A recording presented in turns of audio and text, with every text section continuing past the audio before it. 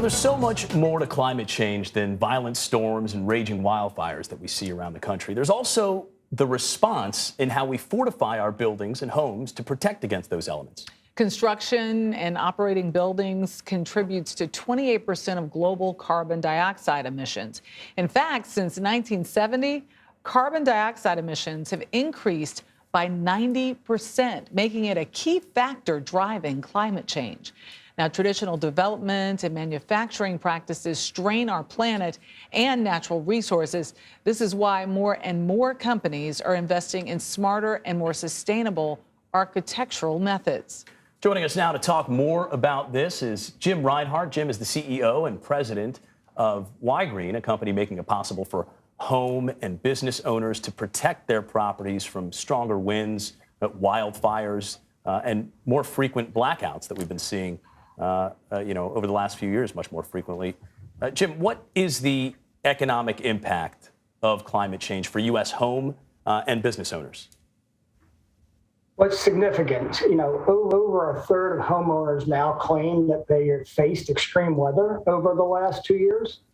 And there's been over 20 climate disasters every single year. And each of those disasters is over $1 billion.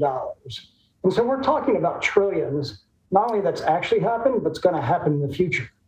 So there's a significant impact not only on homeowners, but small businesses as well. Let's talk about some of the climate-related and residential and commercial improvements that could help save home and business owners some money and headaches in the future. Let's be frank about it. Well, there's so much folks can do just on a daily basis, right? Whether it's changing your light bulbs, et cetera. But clearly, when it comes to making a big impact, it costs big dollars to upgrade to a new heating and air conditioning system, to put in a new roof that's more energy efficient and protects you against wildfires or hurricanes, new windows and doors. These can cost $5,000, $10,000, $15,000, $20,000 or more. And most folks just don't have that money sitting around, yet they need to do it. We've seen folks get impacted, whether it's been by the freeze in Texas that killed hundreds of folks, or the heat in Oregon and Washington. These things are real, and folks need to take actions now to protect themselves and their families. Yeah, it just seems unsustainable to continue to rebuild every single time after one of these storms. The best method is to rebuild properly, you'd think. Now, your company involved in some pretty aggressive climate change goals, including a $6 million investment to help 3 California cities become carbon neutral by 2030. That is a tall task. Are you guys on track to reach that goal? We are, and we've partnered with a company called Cool Cities to help us actually get out there and get the word out. We're doing it in Petaluma, Irvine, and Los Angeles.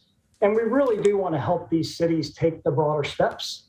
We're committed to providing as much funding as they need, $80 million plus for each of those cities, and give incentives along the way to make sure that they get the best projects from the best contractors at the best financing that they can.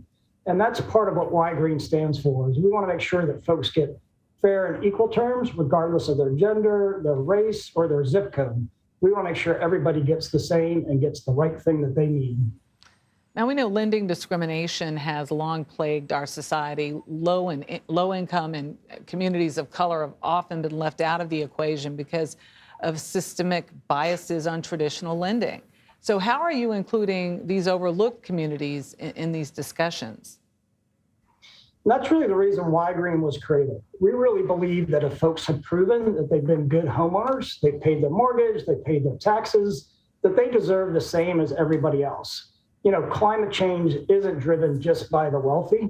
It's driven by everybody. And the fact that everyone needs to make sure that their home is safe and sustainable for the future is for everyone, not just the rich. Yeah, climate change is just the latest front in the inequality. All right. Jim Reinhart, thank you very much. Thank you.